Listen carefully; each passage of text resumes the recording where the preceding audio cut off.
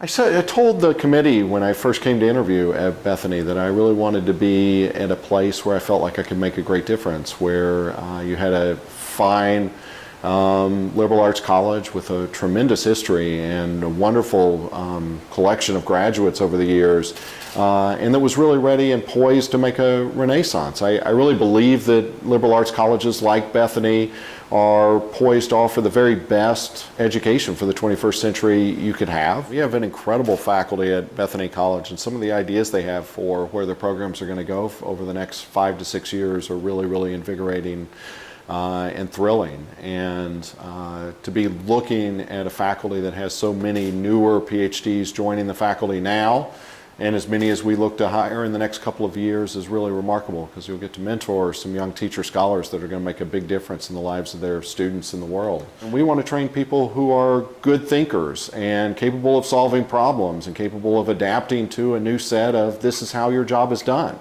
I think the role of the liberal arts college is more important in the technological world we live in today than maybe it ever has been. It's really foolish, I think, for any institution or university to think that it can give a group of 18 to 22-year-olds a little checklist of here's how you do the following skills, and that's going to fulfill your life and your professional goals for the next 50 years that follow graduation from college. So we have to expect that our students in their professional lives are going to be asked to reinvent themselves not once or twice, but 5, 6, 7 times. And I think schools like this are uniquely well suited to prepare them for that. Bethany is continuing to innovate in the liberal arts and to think about new ways of approaching older material in ways that are going to keep it relevant and help them learn about themselves and who they want to be, as well as what they might be able to do in a very fast-changing world. We've just started this year a honors program, which is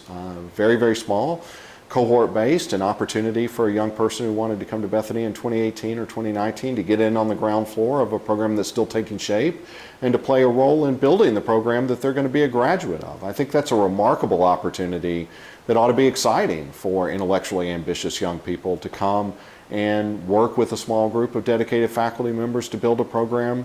that other students will be graduating from 20, 30 years later, and will bear the fingerprints of your undergraduate experience and the things you learned along the way. When I was a new faculty member many, many years ago at Bowdoin College, I remember going to a reception with the then dean, and it was only people who'd been hired in the last 3 years to that faculty. And he said to us, he said, "You might not think about it this way, but I think about it this way every single day. When I'm long gone from Bowdoin College and maybe long gone from this world, what I gave to Bowdoin College will be you, will be this faculty." And many of my colleagues that were in that room that day are still teaching there, and now won major teaching awards and really risen to high levels of being department chairs and program directors in the ranks of that college. And I think he was absolutely right. That's the biggest thing that a dean of faculty can do, is to build that faculty for the future. I always want them to read with an eye to understanding who they are and what it is they're doing in their lives. It should never be about knowing about thinkers of the past for the sake of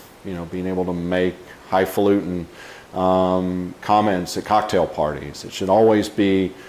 reading great thinkers of the past so they can give us radically new perspectives on how we live our lives and what we ought to do with the time we have on this planet.